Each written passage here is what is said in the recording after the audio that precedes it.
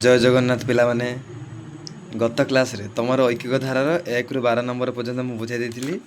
आज 13 नंबर पाखर बुझेबी है। देख 13 नंबर देसी जड़े ठिकादार गोटे कम को 30 दिन में शेष करने 50 जन श्रमिक लगाइला। केते जन लगाई कमटी 20 दिन में शेष होता। देख प्रथम कौन दे प्रश्न हिसाब से आम लिखा 30 दिन में 50 जन श्रमिक करेंगे कमटा को ताने टोटाली केतेटा मजूर काम से करेंगे 30 गुणन 50 करदे टोटाल है के 1500 5 3 15 और 2 शून्य 2 शून्य 1500 मजूर काम से करेंगे। यह 20 दिन में करेंगे के से 1500 हरण 20 करदे विभक्त भग्नांश पड़े विभक्त हिसाब से करदे गोटे शून्य कटिगला आउ 2 काटिले 75 हो 75 जन लोक आ लोक केते जन पुणी आवश्यक हेबे। देख कामटा प्रथम देता कौन 50 जन श्रमिक लगाइला किंतु कामटा प्रथम 30 दिन सारिया कथा जो कम 20 दिन सारिया माने कौन दिन संख्या कमिला माने लोक संख्या बढ़िया कहीं अधिक लोक मैंने कामटा टे जल्दी सर तेणुक अधिक लोक आवश्यक के हम 75 फेड़ाण आम करदे 50 जो प्रथम जो 50 जन श्रमिक करेंगे से 50 को फेड़देला बाहर 25 जन है। तापर 14 नंबर प्रश्न देख गोटे छात्रावास 80 जनकर 40 दिन खाद्य थिला 80 जन खाइबे केते दिन 40 दिन से 38 जन अन्यत्र चलीगले माने अन्य आड़े चलीगले उक्त खाद्य केते दिन जीव। देख प्रथम कौन देजी 80 जनकर 40 दिन खाद्य थिला माने 80 जन 40 दिन खाऊले से 38 जन चलीगले माने कौन हम 80 फेड़ाण 38 आउ रही के जन 42 जन रही 80 जन जब खाती 40 जन एक जन खाइबे के 80 गुण 40 करदे 4 32 2 शून्य माने 32 दिन से खाइबे जो एक जन खाइब से 80 जन खाद्य को केते दिन 32 दिन खाइब ताने 42 जन खाइबे केते एटा तो नॉर्मल हिसाब रे 32 हरण 42 हरदेला परे देखिबो एटा भारी पड़ियो कोटार माने मिश्र भग्नांश रे भारी पड़ियो गोटे दिन संख्या 67 दिन रही कि आ 5 विभक्त 21 दिन होई रहइबो मिश्र रे बाहरिबो। देखो तापर नेक्स्ट 15 नंबर प्रश्न रे देखो प्रति मिनिट रे 1200 लिटर पानी भर्ती कले गोटे कुंड 10 मिनिट रे पूर्ण हुए जदि 1200 लिटर भर्ती करवा सेटा गोटे मिनिट रे सेटा सॉरी 10 मिनिट रे से कुंडटी पूर्ण हेबो। कुंडटी 8 मिनिट भर्ती हेबा पई प्रति मिनिट रे केते लिटर पानी भर्ती करवा आवश्यक। देखो कुंड रे ताने कोन पानी धरे केते देजी प्रथमे 1200 लिटर ताने 1200 × 10 करदेला आम टोटाली माने केते हो 12000 लिटर हो 8 मिनिट रे भर्ती हेबा पई मिनिट रे पानी भर्ती हेबा आवश्यक। 1 मिनिट रे केते पानी भर्ती हो देख 12000 हरण 8 करदेला परे हरि देव तमे नॉर्मल हरण हिसाब रे भारी पड़ियो 1500 लिटर एटा बहुत साधा अच्छी। तापर 16 नंबर देजी 6 जन 6 दिन में 108 टी मसिणा बुणिले 9 जन 9 दिन में केतोटी मसिणा बुणी पारिबे आमर 1 जनर काढ़ीदेला 1 दिन में तापर हो देख 6 जन 6 दिन में बुणती केतोटी 108 टी मसिणा ताने 1 जन 1 दिन में बुणीबे केते 108 विभक्त 6 गुणन 6 शेष मान है 3टी मसिणा कहीं 636 आम हरिदेले भारी पड़े 3टी मसिणा कहीं 6 गुणन 6 कली देख जदि आम देती 6 जन 6 दिन में बुणती 108 टी मसिणा आम खोली पारिया कौन 6 जन 1 दिन में बुणीबे केतोटी मसिणा माने से 6 जन आगर 1 दिन में बुणीबे केते 108 हरण 6 करवा जी बाहर पुणी 1 जन से 1 दिन में बाहर पुणी जी बाहर थी से जो प्रथम हरी थोटार पुणी 6 हर बास से मुझे एकाथर हरदेली कौन 108 रे 6 गुणन 6 हरदेली एकाथर 3टी मसिणा पुणी 9 जन 9 दिन में बुणीबे केते 9 जन 9 दिन माने 9 गुणन 9 आउ जो 3टी मसिणा बाहर थिला हो के 9 81 81 के 243 बा 29 27 करदे 27 9 243 टी मसिणा ताने 9 जन 9 दिन में बुणीबे।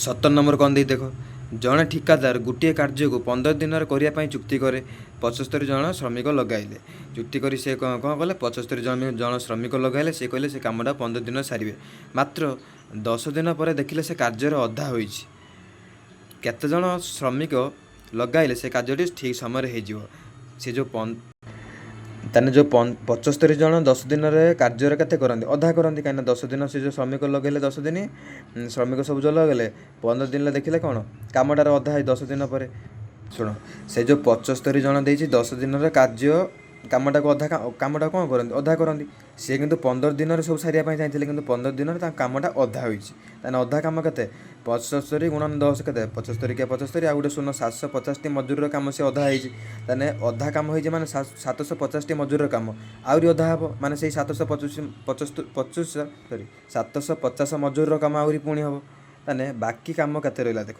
ଯେଉଁ 10 ଦିନର କରିଥିଲେ ଆମର 15 ଦିନ ସରିବା କଥା, ସେ ଟୋଟାଲ୍ 10 ଦିନର ଅଧା କରିଛନ୍ତି। ଆଉ ରହିଲା କେତେ ଦିନ? 5 ଦିନ। ତାହେଲେ 5 ଦିନର ଆହୁରି ଅଧା କାମ କରିବେ। ସେ ପ୍ରଥମେ 10 ଦିନର କଲେ, ପୁଣି 5 ଦିନର ସେ ଅଧା କାମଟା କରିବେ। ତାହେଲେ 5 ଦିନରେ ଆଉ 750ଟି ମଜୁରର କାମ କରିବେ। କାହିଁକିନା ସେ ଯେଉଁ ଟୋଟାଲି ହେଲା କେତିକି 10 ଦିନ ଯେତିକି କାମ କରୁଛନ୍ତି, ଆହୁରି ଅଧା ରହିଛି, ଅଧା କାମ ହେଇଛି, ପୁଣି ଆହୁରି ଅଧା ହେବ। ତାହେଲେ 750 ହରଣ 5, ଧର 5ରେ କାଟିଲେ 15 5 75, ଆଉ ଗୋଟେ ଶୂନ, 150 ଜଣ ହେଲେ ଶ୍ରମିକ ଆବଶ୍ୟକ କେତେ ହେବ?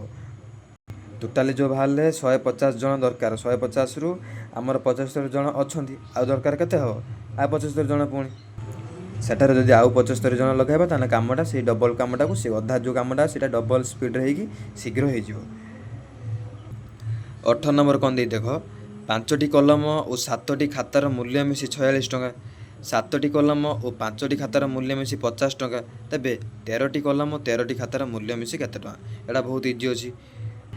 ଦେଖ ମୁଁ ଏମିତି ଲେଖିଦେଇଛି, 5ଟି କଲମ ମିଶାଣ 7ଟି ଖାତାର ଦାମ କେତେ ହେଇଛି? ଦେଇଛି 46 ଟଙ୍କା। ମାନେ 7ଟି କଲମ 5ଟି ଖାତାର ଦାମ ମିଶି ହେଇଛି କେତେ? 50 ଟଙ୍କା। ସେ ଦୁଇଟାକୁ ଆମେ ମିଶାଇଦେବା। ମିଶାଇଲା ପରେ ଯେଉଁ 5ଟି କଲମ 7ଟି କଲମ ହେଇଗଲା କେତେ? 12ଟି କଲମ। ତାପରେ 12ଟି ଖାତା ବି ହେଇଗଲା। ଦାମ ମିଶି କେତେ ହେଲା? ଟୋଟାଲି ସେ 46କୁ 50 ସହିତ ମିଶାଇଦେଲା କେତେ? 96 ହେଇଗଲା।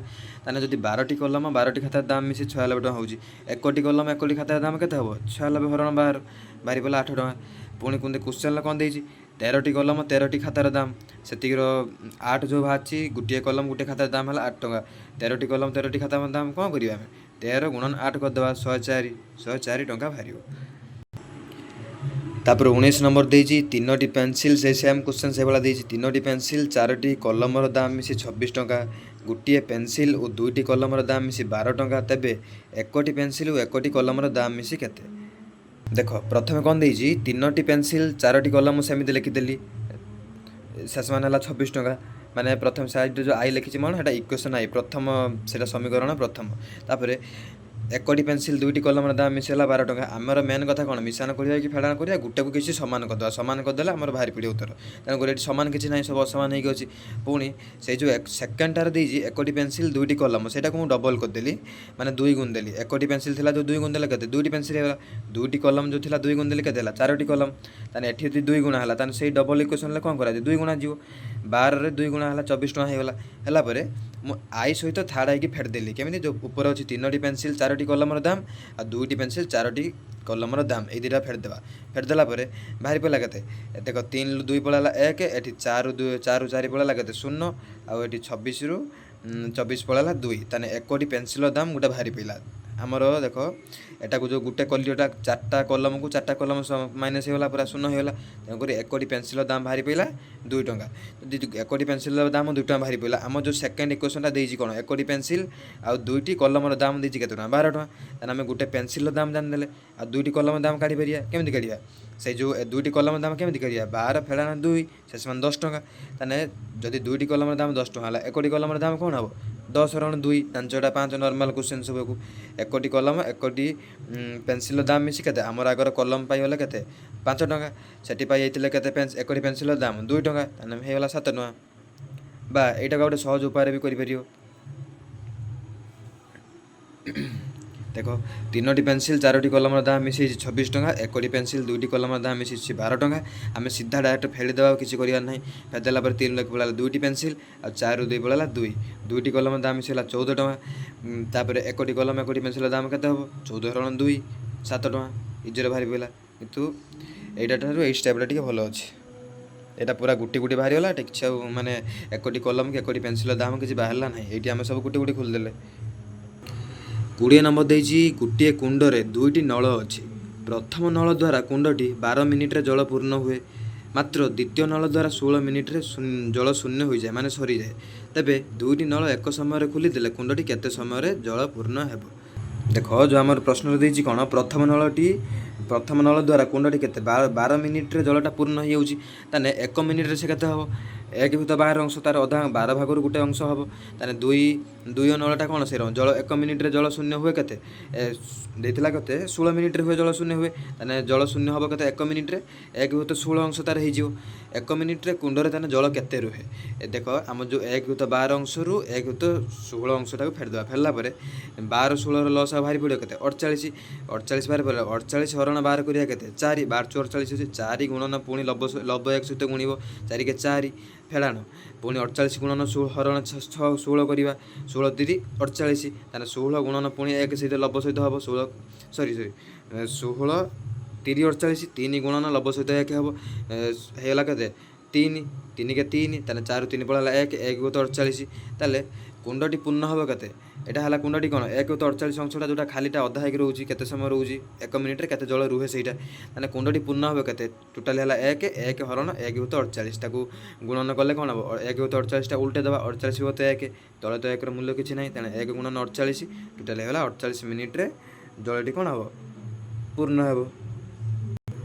21 ନମ୍ବର ଦେଇଛି ଗୋଟିଏ ପରିବାରର 4 ଜଣ ସ୍ତ୍ରୀ ଦିନକୁ 450 ଟଙ୍କା ଓ 5 ଜଣ ପୁରୁଷ ଦିନକୁ 540 ଟଙ୍କା ରୋଜଗାର କରନ୍ତି ତେବେ ପରିବାରର ଜଣ ପିଛା ଦୈନିକ ହାରାହାରି ରୋଜଗାର କେତେ ଦେଖ ସେ ଯେଉଁ ପୁରୁଷ ଆଉ ସ୍ତ୍ରୀ ଲୋକଙ୍କ ମାନେ ମୋଟ ରୋଜଗାର କେତେ ଦେଖିଦେବା ସିଏ 450 ଇଏ ହେଲା 540 ମିଶିଲା ହେଲା କେତେ ହେଲା 990 ତାହେଲେ ସଦସ୍ୟ କେତେ ସଦସ୍ୟ ଅଛନ୍ତି ସ୍ତ୍ରୀ ଲୋକ 4 ଜଣ ପୁରୁଷ ଅଛନ୍ତି 5 ଜଣ ଟୋଟାଲ ହେଲା 9 ଜଣ ତାହେଲେ ଜଣ ପିଛା ଦୈନିକ ରୋଜଗାର କେତେ ହେବ 990 ହରଣ 9 କରିଦେଲା ପରେ 9 କେ 9 9 କେ 9 ଆଉ 0 110 ଟଙ୍କା ହେଇଯିବ ଜିରୋଟା ମୋର ହରିଦେବ ଟୋଟାଲି 110 ଟଙ୍କା ହେଇଯିବ ତାହେଲେ ଦୈନିକ ରୋଜଗାର ଜଣକା କେତେ 110 ଟଙ୍କା।